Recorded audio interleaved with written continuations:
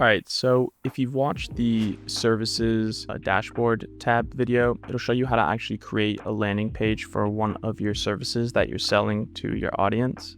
Now I'm going to show you how to actually add them to your mycliq page.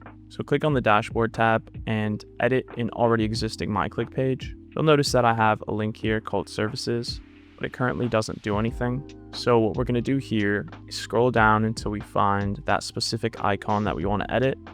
I'm going to toggle on the enable subpage, and then I'm going to click on enable service page. And now it's as simple as clicking the drop down and selecting one of the services that you've already created. So I'll select the one-on-one coaching. Now when a user comes and visits your mycliq page and they click on the services page, it will load your service with the title, price, description, and what's included. All they have to do is click book your session, and it'll take them to a payment link to essentially pay you directly for one of the services that you offer.